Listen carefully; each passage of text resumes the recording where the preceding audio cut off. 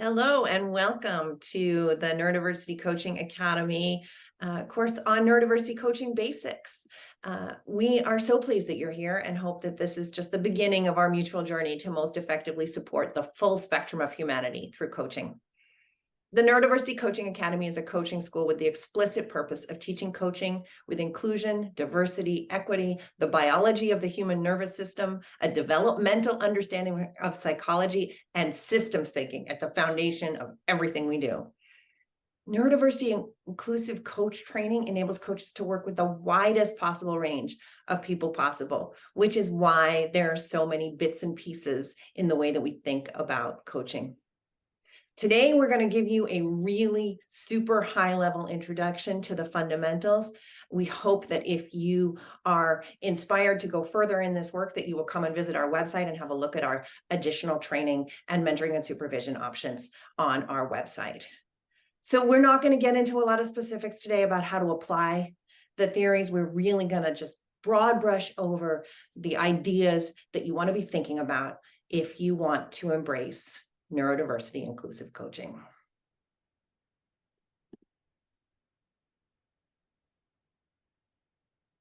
Oh, so let me start by introducing myself. I am Kate Arms. I have a bunch of letters over in front of my name, after my name. I'm used to be a lawyer, and then I became a coactive coach. I have my PCC from the International Coach Federation. I also have a background in theater and biopsychology that are part of what I bring to coaching. My own personal neurodiversities are I am profoundly gifted, and I've got a bunch of other things that I have self-identified over the years, including dyslexia and aphantasia and some of the characteristics of autism and ADHD, but no formal diagnoses about what a second exceptionality might be.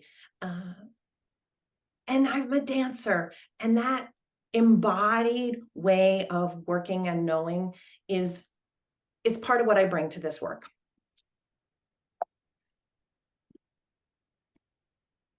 And hi, everyone. I'm Tracy Winter. I also have a few letters after my name, including my PCC from the International Coach Federation. Some of those letters are that I'm a Ph.D. in human development, and I studied giftedness and social emotional development in highly gifted adults as part of my dissertation research, which is sort of my foray into neurodiversity inclusion. I also study systems and organizations, but really I like people, individual people, and helping them and figuring them out. My neurodivergence is highly gifted and ADHD. There's a little plus next to the highly plus gifted because I've had enough people who know what they're talking about tell me that the number that has been assigned to me is probably not accurate. One of the problems with understanding giftedness is sort of the testing piece of it and how do we categorize that. So, but I certainly have a conglomeration of neurodivergent traits going on here. I'm also a dancer, and Kate has helped me bring that embodiment back into my coaching more, but we both think it's interesting that we're coming from that bodily space and an understanding of who we are physically in this world, in addition to this very cognitive mental approach to things. Thanks, Tracy. Yeah. Yeah, but you're not here to hear about us. You're here to hear about our content. And so today's agenda is we're going to start with an introduction to neurodiversity, and then the coaching relationship and neurodiversity. Then we're going to talk about a couple of coaching competencies, some ethics. And if you were here with us live and you were joining us for one of our classes, there would be a Q&A, but obviously you're watching the recording and we've not recorded the Q&A for you. So we're going to skip that part today. All right, so let's get into this introduction to neurodiversity. We're going to talk about how to recognize it, what some definitions are, what the prevalences are, get some foundational knowledge. So here's some of the patterns that neurodivergent clients bring to coaching, the things that you might hear as they come. They're often got things that are getting in the way of them reaching their goals. And that's not different from other coaching clients, but some of the things that they will say and some of the things that they will be thinking you'll hear over and over, as you'll see in our little clouds. There's a lot of shame that comes with this. There's a lot of self-exasperation, a lot of just, I can do this. Why can't I do this? I know what to do. Why can't I just do it? There's a lot of exhaustion, honestly. And a lot of times they have got less hope, more frustration, more self-doubt than our neurotypical clients, because they have had to be working with this their whole lives. For their whole lives, they have been trying and often failing to get where they want to go. Or they have a whole lot of coping mechanisms and skills that are helping them get to those places, but they're exhausted, or they're constantly struggling with sort of the existential issues around this. So either way, whether it looks like they're performing beautifully or it doesn't, there are these extra layers of things going on that as a coach you can recognize and see how that is affecting them. Thank you, Tracy. So one of the things that what we do when we're faced with those kinds of challenges, those kinds of presentations in our clients, is we can use our neurodiversity inclusive lens to help address some of those bigger challenges in a way that is neurodiversity informed. And so part of becoming neurodiversity informed is understanding what it is that we're talking about when we're talking about neurodiversity. And fundamentally, what we're talking about is the fact that there is intrinsic diversity in the physiology of human nervous systems, brain function, and cognition. So everybody's internal processing, both embodied cognition, which I'll talk about in just a moment, and the things that we think of as cognitive processing and thinking, are just wildly different. We are, in fact, all special snowflakes. And the neurodiversity lens is a reminder that we are more wildly different as human beings than most of us can imagine. So cognition is embodied, and it's embodied in our nervous system, and our nervous system has all of these different components. And I'm not going to go into them in any detail today, but I really want you to just point out how many components there are. There is the central nervous system, there's the autonomic nervous system, there are all of the sensory organs that are bringing in data. So it's the data coming in, data getting processed, and then data being transmitted into what do we do about it. That all is involved in the nervous system. And so there can be differences between people in all of those different places. Tracy? Yeah. So from a coaching perspective, what this really means is that people are different. It doesn't mean that they are broken, right? A lot of this understanding from the medical model and from understanding the physiology, people have started to internalize that, right? So the way that we are identifying a lot of these things is through diagnosis. You've been diagnosed ADHD, you've been diagnosed autism, all of those kinds of things. And so people will internalize that brokenness. There's something wrong with me, and bring that to coaching. And we know, we assume our clients are creative, resourceful, and whole. So, those two things don't necessarily go together. And part of that is what our clients are seeking, actually, is to that vision, that awareness that they are whole just as they are, that they are different and not broken. That you can have these things that other people might classify as pathological, or they need to be classified as pathological in order to get accommodations, but actually aren't pathological. They're just a different way of being and a different way of thinking. You also, if you aren't aware of these things, you might see people and think, oh, that person is uncoachable, or that person needs to be referred for therapy because they aren't showing up just like everybody else, right? But when you take into consideration these different factors and some of the things that we've talked about, the physiology, what the things they'll be saying when they show up, and other things, this is just the beginning, right? They're absolutely coachable. They're absolutely coachable. It's just that they got to be aware of where they're coming from so that you can coach them and meet them where they are, just like any other client. So we want to give you some examples of the range of neurodiversity from a subjective lens. And so both Tracy and I have neurodivergences that we know intimately through our own subjective lenses. So we're each going to share a little bit with you about our own personal quirks. And so I I'm going to start. And one of the things that I have, and this is one that I actually discovered during coaching, is I have aphantasia, which means that I don't see things in my mind's eye. So my imagination doesn't have a visual component to it. So when somebody leads me through a guided visualization and says, so imagine you're in a happy place and you see the sights around you, my brain actually sees black or white. And until I learned this, I internalized this as I'm visualizing wrong. And it turns out that it's not a thing that my brain does. And so I actually can't do that kind of exercise. The thing that's really wild about it is once I learned that and I'm relaxed about it, I discovered that my brain actually responds to those prompts in some interesting ways, because it's not that my visual processing is broken. For instance, I can be furniture shopping and I can see a cushion on a sofa in a furniture store, and I can tell you, because I know whether that matches the color of the rug in my living room or not. I can't see the color, I can't imagine the rug, but I know whether it matches or not.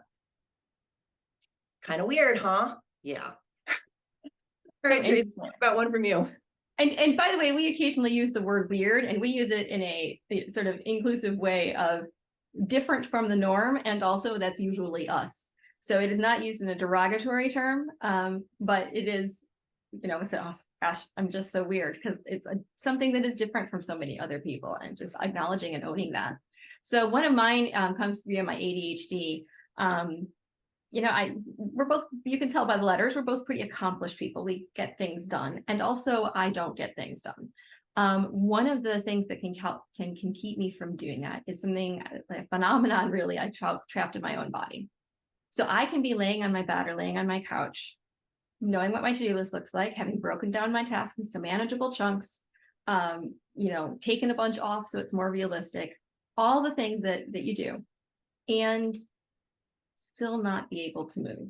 I will be lying there, maybe reading a book, maybe doom scrolling, whatever, and I will hear in my head, okay, you've been doing this a little while now, it's time to get up.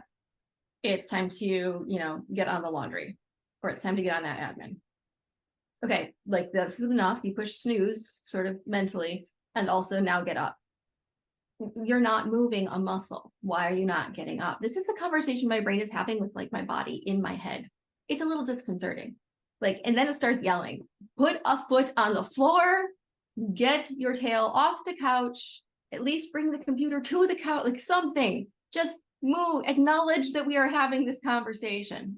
Here's my body.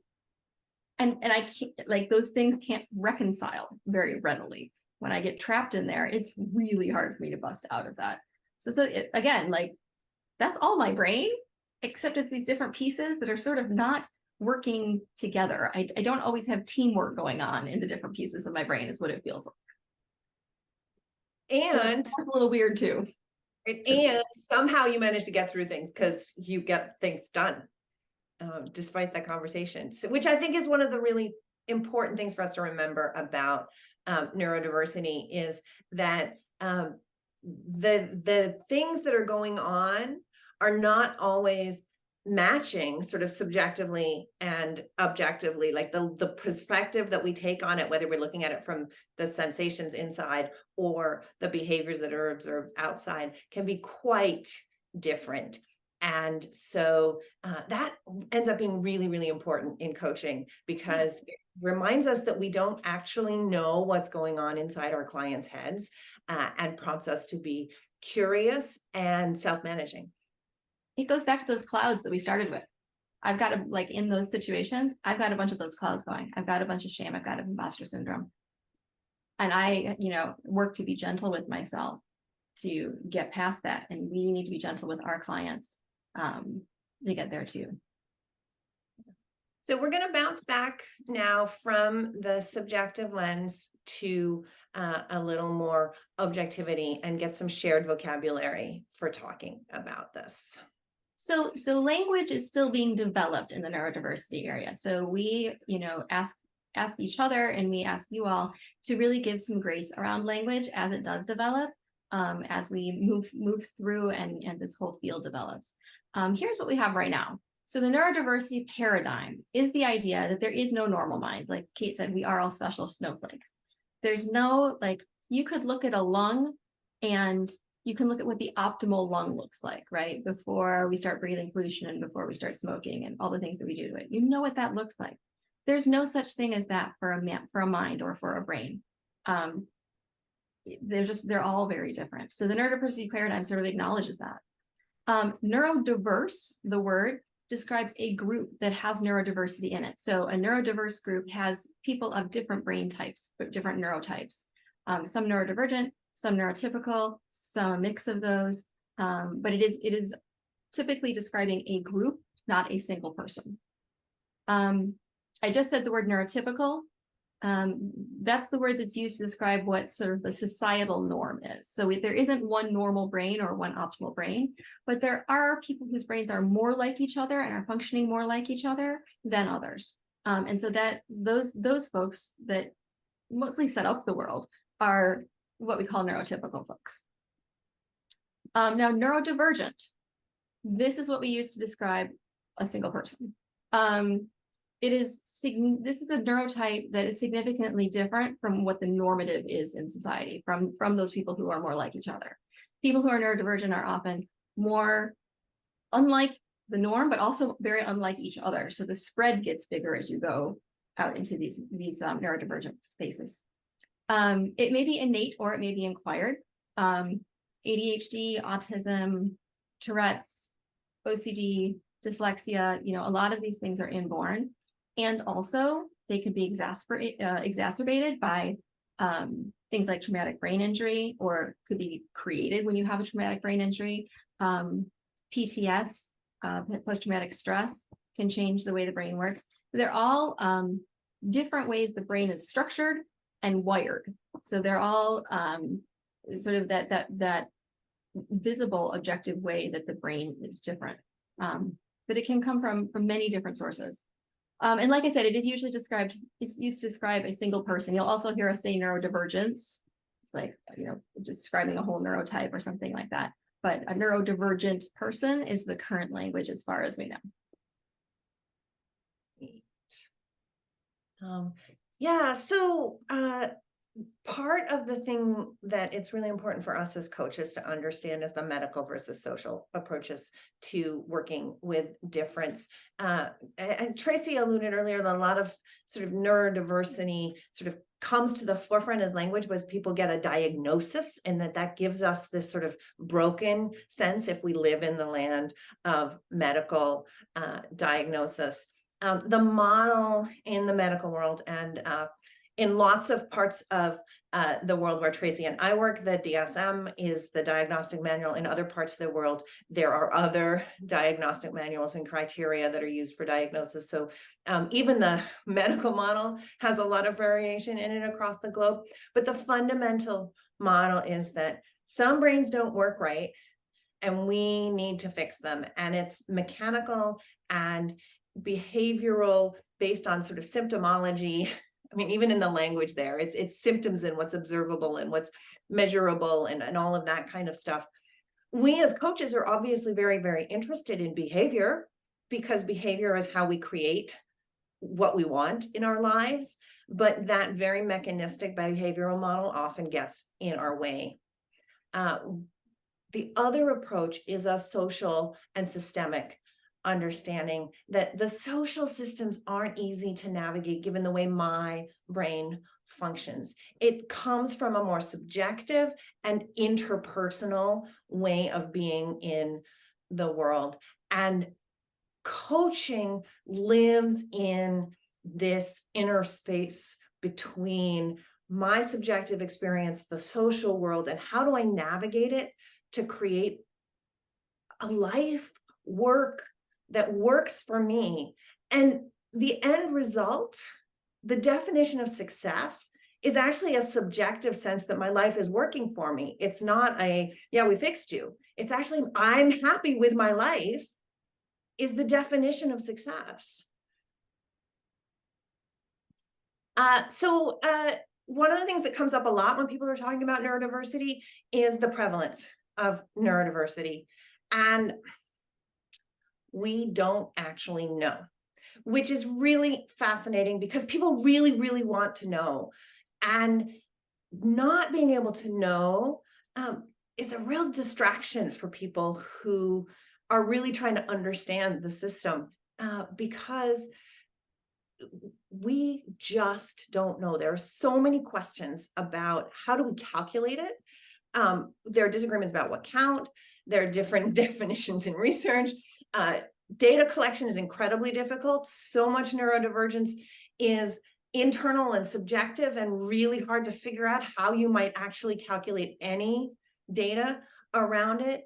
Access to assessment is inconsistent at best. In many places, it's just not even there at all. So there's clearly a substantial part of the population that is diagnosable according to the medical model, but not diagnosed. So they're never going to come into anything through a diagnosis pathway. So there's lots of self-diagnosis. There's lots of self-identification. We know that self-identification is kind of weird because sometimes it's totally valid and sometimes it's based on misunderstanding of terminologies. And so we don't know.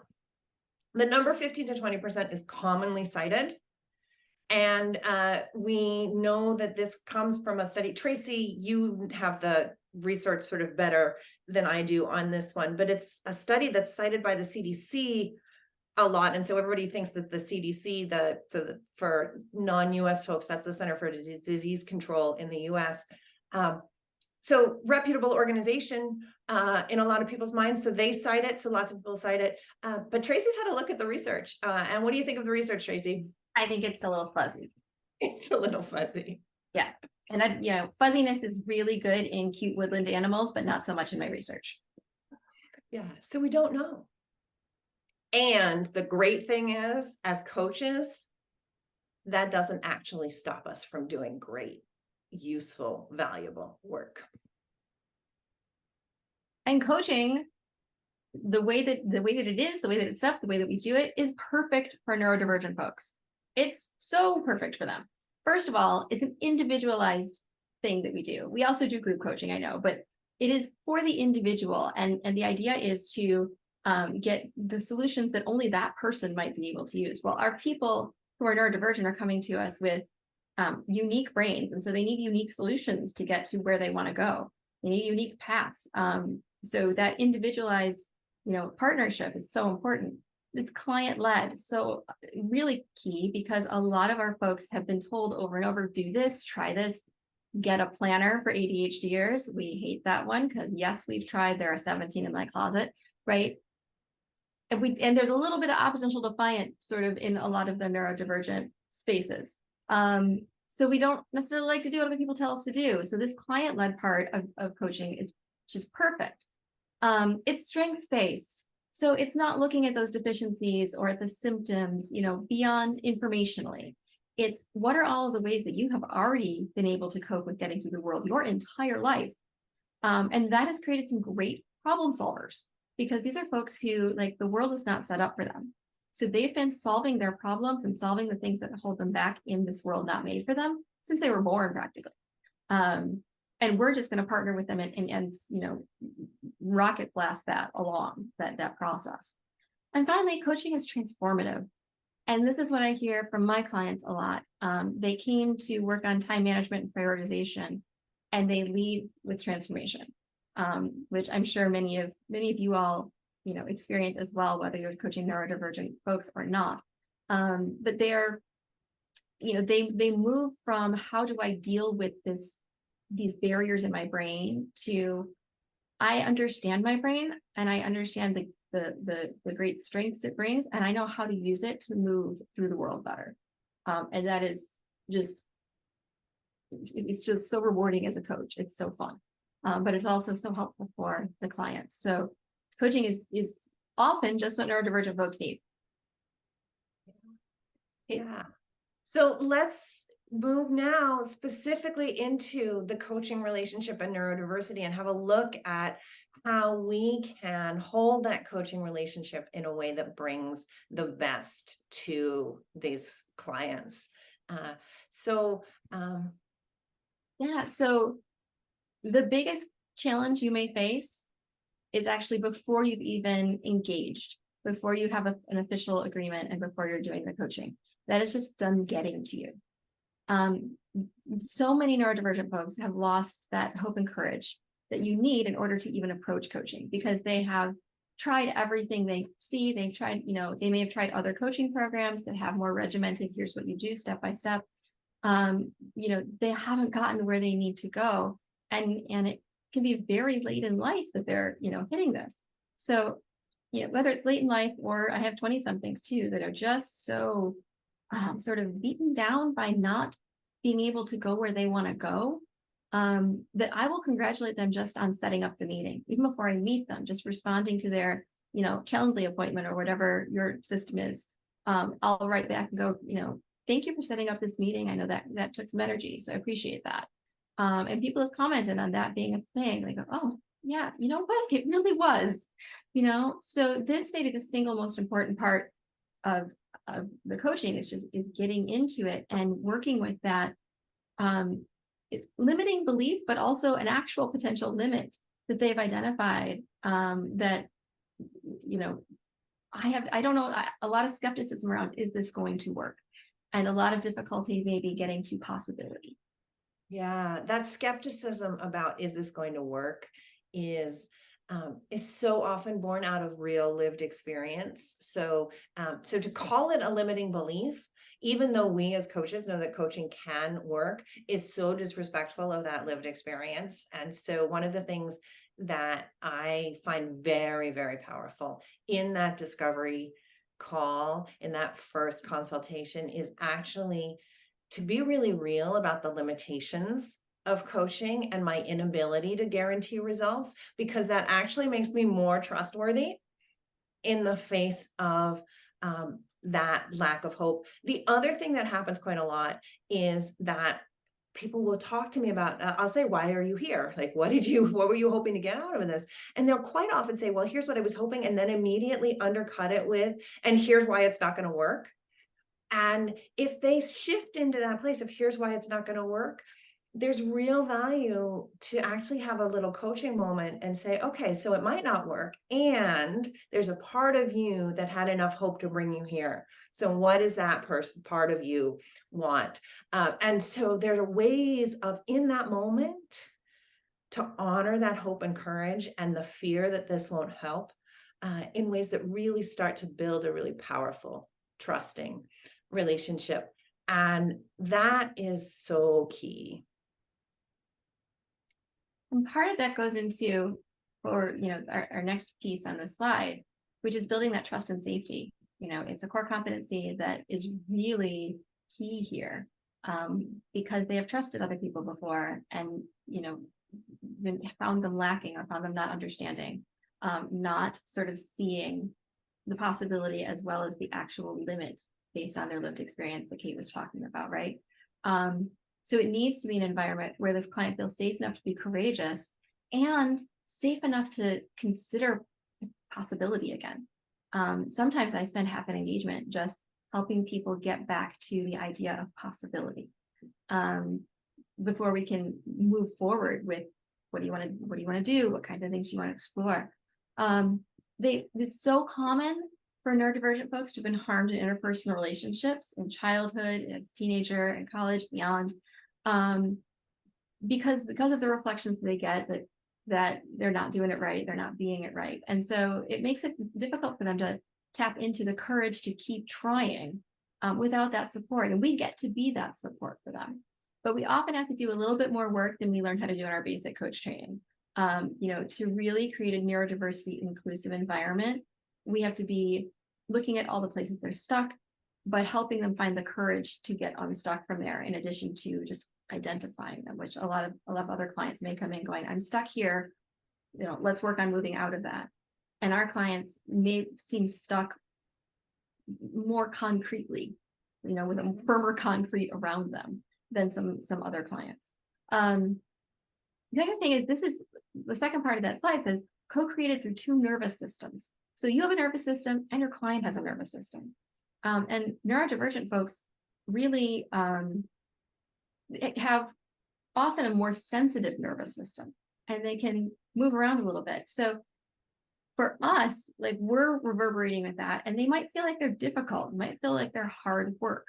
And that's when our nervous system is sort of acting up and responding to something.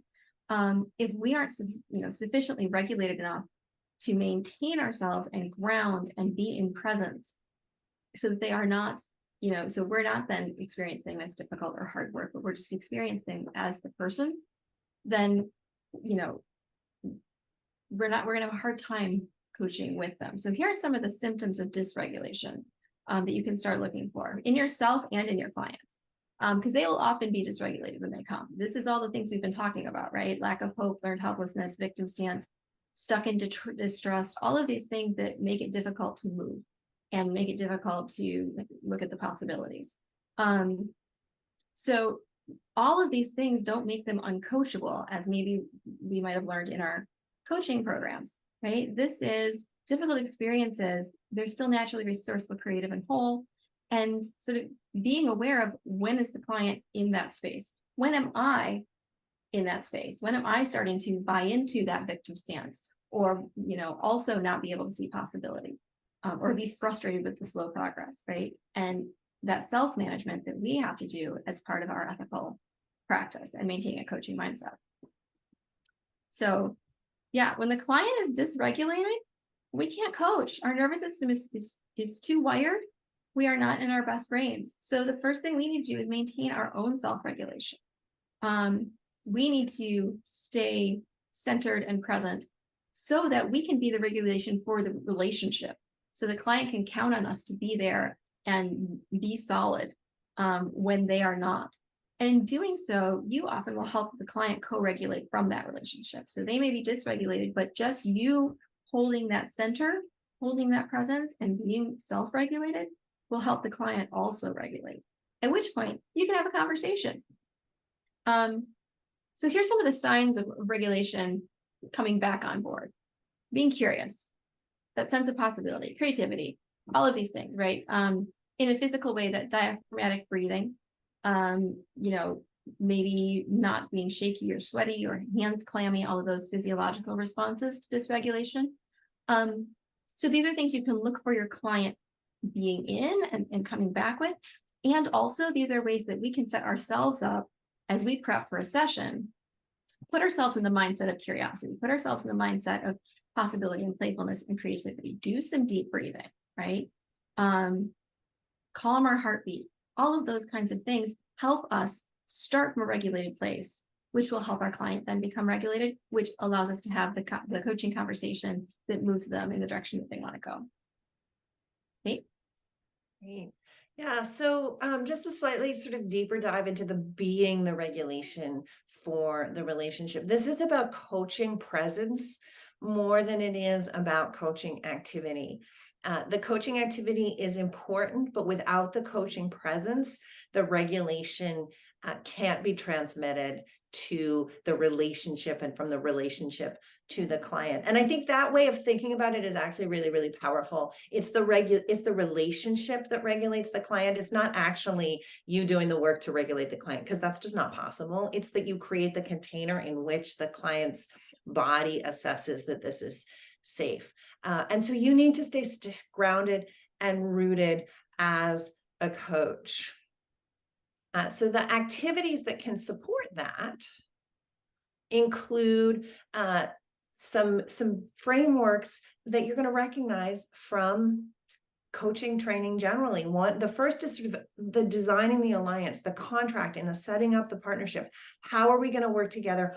What do you need in order to show up at your most courageous, with your willingness to look at the hard places, is language that I use quite a lot, because it's that willingness that is so, so powerful. Avoiding the medical model really helps just shift out of deficit thinking and shift into possibility thinking. And this is one of those things that even if the client is stuck in the medical model, and even if they use the medical model to think about it, we can use the medical language without internally having adopted the medical model.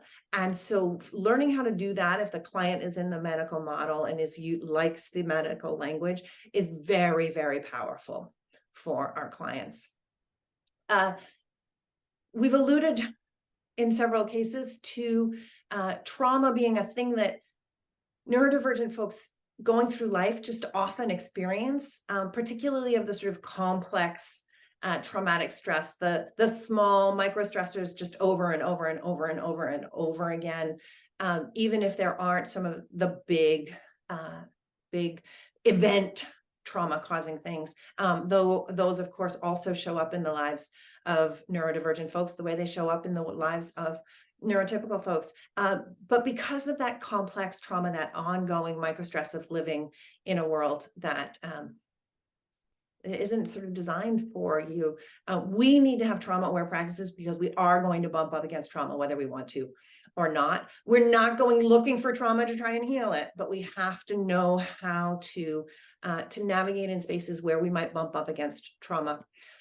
It's also really important that we have gender-aware practices and think about how to be really gender inclusive. There are certain neurodivergences that have very, very specific gender challenges where they co-occur quite regularly. But the other thing that happens is that quite often some form of neurodivergence manifests in a way that makes an individual less likely to fit into the gender norms. So there can be a sort of mismatch there. And then the other thing is that there are gender practices in diagnosis and identification that leave, in many, many cases in particular, women being undiagnosed in things because the medical model tends to study men more than women. But in some places, particularly where there's emotional sensitivity involved, men get underrepresented in the research. And so there's actually gender-specific inaccuracies in sort of common understandings of different neurodivergences. So it helps us to embrace gender-aware practices to help that. So we're helping them co-regulate from the relationship, as I said, and the thing that we can really, really trust is that their nervous system wants to co-regulate. It's looking for a way to regulate. And so if we can create a space where we are staying regulated and we are offering that to the relationship, if they can't find their way to do it, that's often a sign that they need more than coaching. They might need therapy. They might need a psychiatrist. There might be a place where medication or occupational therapy helps and coaching is beyond, is not enough for them. But if we create that container and let them regulate from the relationship, sometimes they surprise themselves. Sometimes we get surprised. Sometimes it's really powerful, even beyond what we can imagine. So what do? Is we maintain our coaching presence. We have to make sure that we're self-managing enough to make sure that we are doing that. We use our coaching skills. We use our deep inquiry, our deep curiosity, our deep listening, our using their language rather than our own, our commitment to their agenda. And we trust the process. Our trust in the process will help us stay out of solutioning when they're having difficulty accessing possibility and hope in their own creativity. So getting just a little deeper, even so, we're going to go here into two specific coaching skills and some examples about how to work with listening and evoking awareness in a neurodiversity inclusive way. So really, this is about adding that neurodiversity lens to coaching skills. I mean, listening is a fundamental, foundational coaching skill. And so what is it that we listen for when we are in this way? So the first thing we're listening for is we're listening for that dysregulation before and while listening for coaching. So we're listening to the content, we're listening for the things that they're not saying, and then we're also, and listening in quotes, right? But you can see it in their body language, you can hear it in pitch, you can hear it in tone and timbre, you can see it in the lights in their eyes. And so we're listening for that. We're assuming that every communication is a multicultural conversation. So we're assuming that they're using language differently than we are. So we're listening for how they're using language. We're listening for their sense of understanding. We're listening for the way that they put things together.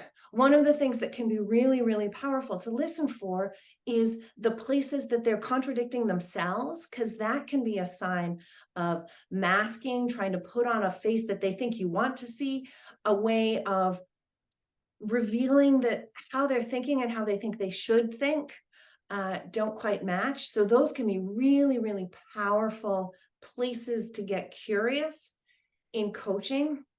The thing that gets really, really important when we're hearing those possible contradictions is we have to assume that there's a reason for that contradiction, and it may be a self-protective reason. And so we want to just, I heard you say this and I heard you say this, and I'm curious about it, not point out, hey, you contradicted yourself, because poking holes in their self-protection can be really harmful. So we need to make sure that we're curious about those things that we're hearing from. And then part of that is we always check for understanding, because we're probably at least a little off, and sometimes we're a lot off. And so just checking, hey, I'm not following that. I didn't get it. I think this is what you're saying, but can you flesh that out for me? Am I right? Am I on the right track? Super powerful for just honoring that difference between the way brains process. So yeah, the second competency we're going to talk about is evoking awareness with a flat mirror. We added with a flat mirror. So when in the world where most people are like each other, people are reflected with a flat mirror all the time, meaning that the way they understand themselves, they get as a reflection back from other people, and it sort of matches who they believe themselves to be, because the expectations also get met from the other person. It's an exchange of sort of expectations, understanding, and they're pretty close. For our neurodivergent folks, a lot of times they've gotten a funhouse mirror reflection. So they're being reflected as too tall, too skinny, too much, quite often. And that's the kind of thing that they've gotten throughout their life, which doesn't match their own self-concept, their own understanding of who they are. And that can be, I mean, it is pretty damaging. As a coach, you may, if you're not a neurodiversity inclusive aware coach, be doing that very same thing, because you expect people to be X way. And one of the things about being a neurodiversity inclusive coach is kind of blowing as many of those expectations away as possible and being able to be present and be that flat mirror no matter what the client brings. So one thing we want to do is avoid reflecting those normal assumptions, those things that we used to from all people do this. No, they don't, right? So making sure that we are reflecting what actually is being shown to us, not what we expect it to be. It also means normalizing their experience, right? So they may say something and have a shame around it, or you know, well, I do this, and I'll often add in a lot of ADHDers do that, or yeah, that's not uncommon for autistic folks, and keep going, right? So not like a big psychoeducational moment, but just hey, yeah, that's okay, and that's a flat mirror reflection back of this is true and that is okay. Another thing, you know, and this goes back to, again, we don't sound like a broken record in terms of go back to like your coach training and some peer coaching. Reflect what you observe, not what you interpret from your observations. So I notice this specific thing that is observable out here, not I notice that you are getting flustered, or I notice that you are, you know, overreacting. Like there's a whole bunch of the ones that I just said not to do, right? Instead, so I noticed that you might be getting a little dysregulated, or I noticed that your face is flushing. What's going on for you? Which allows for that flat mirror experience for the both of you. All right, we're going to jump coaching competencies here and talk about ethics for a little bit, because The ethics are really, really powerful and important in this world, because so much of the world actually inflicts harm on people who are different. And so our principle of being helpers, not harmers, and avoiding harm is really, really powerful. So part of the way that we avoid harm is using that neurodiversity inclusive lens on our competencies. But the specific things that we're going to talk about in the realm of ethics are assessing your level of coaching competency, dealing with your growing edges as a coach, and referring responsibly. So how do I assess my own level of competency is a question that you should be asking of yourself. So some knowledge about neurodivergence and how to turn cons into pros without toxic positivity is important. If someone has a diagnosis and that diagnosis is important to their identity and the way that they think of how they process the world, you should have some pretty contemporary understanding of how that diagnosis is understood, so that you can actually engage in that conversation with them about their perspective and the way that they think of themselves, from an informed place, not needing them to inform you so much. And particularly with a focus on understanding how the symptoms aren't signs of brokenness and they create real barriers. So a realistic sense of there are real limitations and there are limiting beliefs, and we have to sort of pull apart the difference between them so that the client can change the things that are changeable and can face the things that aren't. You can be whole and creative and resourceful and still socially disabled. And it's important that we get the fullness of that. Trauma awareness, we mentioned earlier. Can you maintain a coaching presence? Also maintained earlier. If you can't maintain a coaching presence, it doesn't mean that your client is uncoachable, but it may mean that you're not the right coach for them.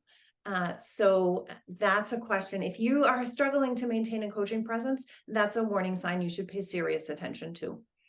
The sort of caveat there is, can you maintain a coaching presence? If you lose your coaching presence a little bit and then you bring it back and you're sort of overall sustaining it, that can actually be a really powerful place, because that moment where you lose it is actually a sign that your client is more fully dysregulated, or that you've got stuff that's being triggered by it that you need to take to your coach or your coaching supervisor to work on yourself. Which brings us to this question about dealing with your growing edges. And the most important thing is to have a self-reflective practice, to actually be asking yourself these questions about, where is my competency level, and am I succeeding in all the places that I want to be succeeding? Mentoring and supervision are really, really powerful for dealing with your growing edges. Mentoring being support with the actual coaching skills. So for instance, if you have a very, very highly verbal client who has verbal defense mechanisms sort of going through and through, that you need to actually practice interrupting in a kind way to bring them back. Mentoring is a very powerful way of working on that skill. Supervision, on the other hand, is more on your sort of growing your capacity, your range. And so things like, they're bringing up things that are triggering me. How do I work with that? Is this a place where I should be referring? Is this a place where I should be developing my own presence? Are we projecting onto each other? Those kinds of questions more appropriate to supervision than mentoring. Attaining training on what you need to learn is always a valuable way of dealing with your growing edges when there's an information gap. So much of coaching is in this place where a little bit of theory helps, and then we have to figure out how to practice it. And so that mix of knowledge and praxis is really powerful. And learning about others' lived experiences, super, super powerful. The more you go to places where people are actually just already being open about their experiences of being different and just listen, the more you open your mind to the range of possibility that's out there. And because we're talking about people who are different from the norm, sharing that difference is a very vulnerable and courageous thing. And so it's really, really powerful to go to where there are people who are already speaking, rather than asking people to explain to you, to just go and listen where the conversation is already happening. And there are lots of places where that is already happening. So here are some signs that it's time to refer and how to do that responsibly. As Kate alluded to there. Well, a lot of the things that we've already talked about, when you can't hold the client's train of thought, or you can't quite follow them. I hear this sometimes from some of my colleagues who are not aware of neurodiversity as much as I am. And they'll say, well, the person was all over the place, or I couldn't understand what was going on. And I'll listen to somebody, kind of who's been described that way and follow them without a problem. Just because my way of thinking matches theirs a little bit more. So if you're not able to follow that train of thought, that's going to make it harder for you to coach someone. Same thing with holding their agenda. And when you don't quite get them, then your reflections really aren't going to match up, right? Like you keep checking for understanding and not having the understanding quite right. That may be a sign that there's a different coach that might be a better fit for them. If you can't do what we're asking to do and not see them as broken, if you get sucked into that point of view that they're bringing, because Kate mentioned, verbally gifted clients, and they can very much easily tell a story that makes a whole lot of sense, and you are sucked into that point of view instead of seeing that distance so that you can help them from an external position.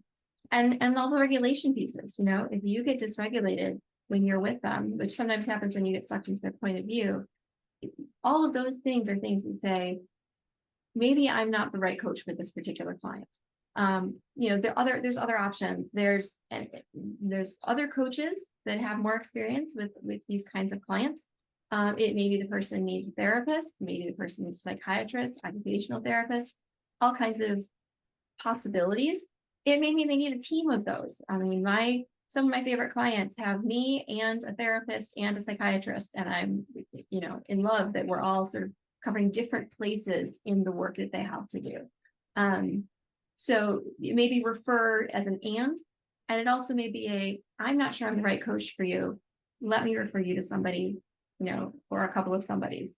And so start collecting those names in your Rolodex, people that you trust, to be able to connect with folks that maybe are difficult for you to connect with. And so this kind of goes to coaching range, which Kate talked about a bunch before. But, having to refer someone because maybe you're not the right fit for them, that's pretty normal, right? We can't all coach everybody, despite sort of what our coaching schools have told us. It's not so. There's definitely a population that I am not as good a coach for as I am for this population. I can do career coaching, but it's not my forte. I would much rather refer you to somebody that's their specialty. So just remembering that it's okay if this is not your thing, or if whatever you're working on turns out not to be the right fit. Remember that we're there to serve the client. And so that client's going to bring referrals back to you just by the fact that you've helped them find the right person. And also, as I mentioned, my thinking tends to track really well with my clients who are more neurodivergent. And that's because I'm neurodivergent. My brain is set up more like theirs, right? So the closer your neurotype is to your clients, the easier it probably is for you to coach them. That doesn't mean we can't stretch. That doesn't mean that we can't learn. That's what you're here for in the first place. And also, just be aware, there's ways in which we are constructed that make us better coaches for some people and less good coaches for other people. And the key is finding each client the coach that is a fit for them and can really help them move with us. Yeah, I think the thing that I want to add to that is that our coaching range increases over time. And so the more we sort of do some of these practices, like questioning our own assumptions and really making sure that we're observing observable facts and really getting nuanced about, oh, I didn't realize that was an interpretation. That's such a deep assumption that I make. The more we have that self-reflective practice and sort of unpack the nuances there, our range expands.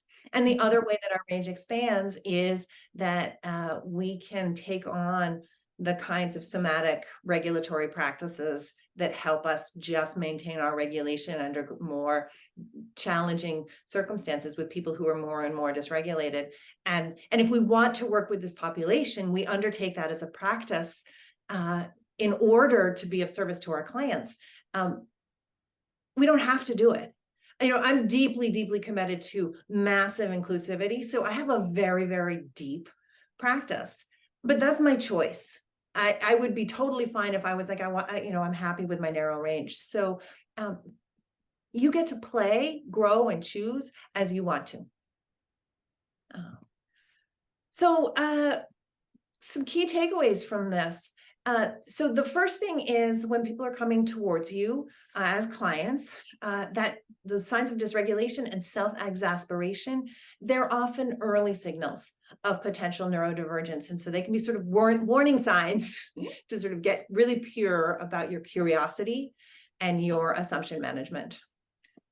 Assume you're probably misunderstanding your clients. This is such a gift to your neurodivergent clients, but it's a gift to your neurotypical clients too. It's a gift to everybody. If you assume you're probably misunderstanding them, and so you get curious and you want them to explain themselves to you, it's such a gift to really make sure you're being there with them, for them, as they see themselves. And refer when you're struggling to hold up a flat mirror. With no shame, with no sense of this makes me a bad coach. And Tracy alluded to earlier, actually saying this is my limit and I need to refer you is a trust building exercise. And so referrals from people who you referred out is a thing that actually happens. So those are the key takeaways from today. As we said earlier in the introduction, this is just a high-level view, and we hope that this is the beginning of your journey and not the end of the journey. And there are lots of people you could turn to for help on this, and we would be thrilled and delighted if you wanted to go deeper on your journey with us. So we have online classes, training courses that you can find all of what we've got upcoming on our website. And we have mentoring and supervision group programs that are starting in January of 2024. If you're seeing this before then, otherwise they're up and running, and you can just email us and we will be happy to connect you. Thank you for spending your time here today with us and on this topic. We're really grateful that there are so many people who are interested in learning about this and interested in becoming the best coaches they can be for the neurodivergent population and really serving neurodiversity inclusive principles. So thank you so much for spending your time here.